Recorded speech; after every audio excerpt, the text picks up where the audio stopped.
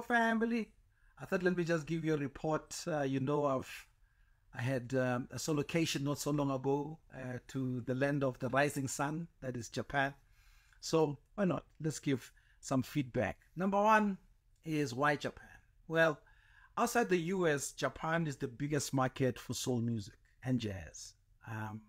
History says they went to the US and bought the catalog of all their music, and obviously exclusively for Japan. Little did the US know that when it gets to Japan, these guys will refine it, remaster it to bring out those elements, because these guys are particular about quality. So they refined, remastered the music. That's why there's a Japan copy.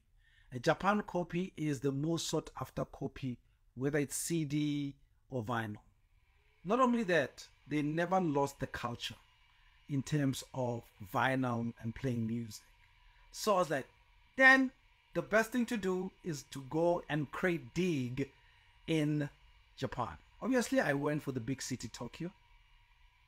But as you can imagine, like Johannesburg, there's Rosebank, there's Sandton, there's the CBD and so forth. So I went for Shinjuku, Shibuya, and so on. Now, the crate digging, I had fun. I did share that part. Here's the part I didn't share. Being a black man in Tokyo. Tall as I am, dark as I am, towering over the people, right? And this is where you feel like you're just nothing but an ant in the big scheme of things. You are alone in the world. And that's why solocations are so powerful. You have nothing but yourself. You have nothing but to depend on yourself. But when you go to a place like Japan, who have respect as their highest value, you can't help but feel comfortable. Even when you get lost, you feel comfortable to ask for directions. I was living on this. There's an app called Translate Now. That's all I used.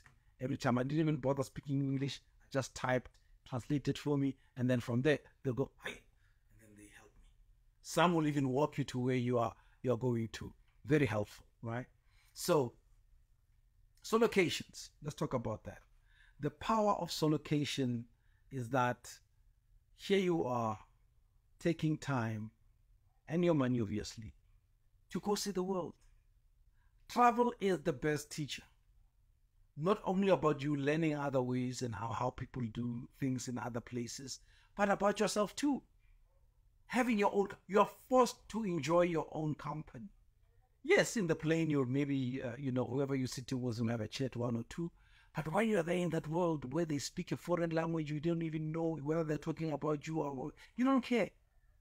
Which brings you back to, this world is yours. Explore it, see it. Yes, link it to something that you love and enjoy. I love music. I'll travel for music any day, right? But what it is for you, what is it for you?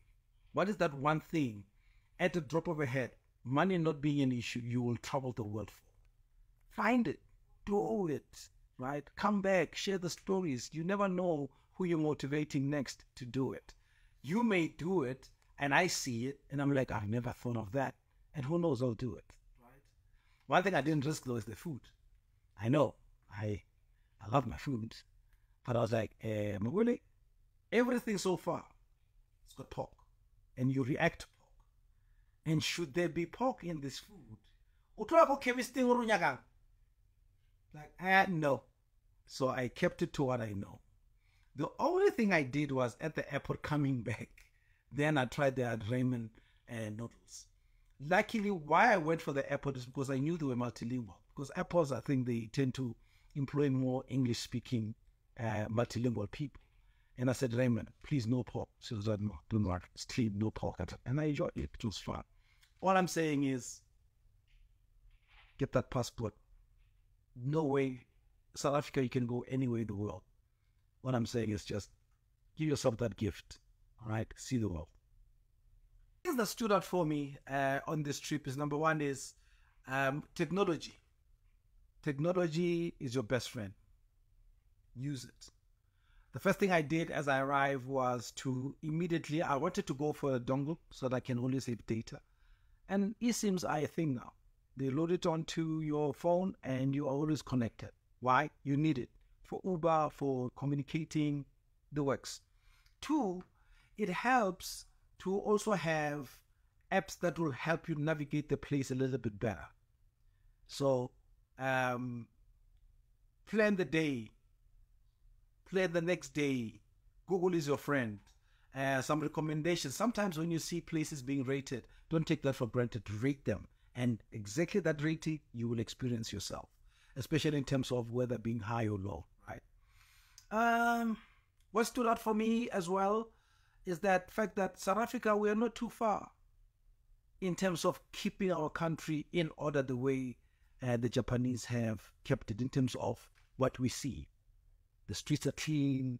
There seems to be order. I don't think we are far off from there. The only thing is we just need a willing leadership who will say, let's put our highest value, being respect, because we serve it here very well. But let's put it at the highest. Let it be our core thing that we stand by. And you'll see everything else will fall into place. I know I'm being simplistic, but it's one of those things that really, really stood out for me. What else? The elderly. I love how the elderly were still active. I know there are economic reasons why. But I think what is important is don't retire, eh? Find something that will give you joy. Be there for people. Whether being helping them cross the street, whatever. Just find something just to keep you doing, regardless of how great you are. That thing will keep you alive. For me, that was the most beautiful thing. And walks. Walk. No more Joseph Pelot driver. People walk. Walk. And you'll stay forever healthy and fit, I think. Well, those are the things that stood out for me. I hope when you even go somewhere in the world, they'll stand out for you too.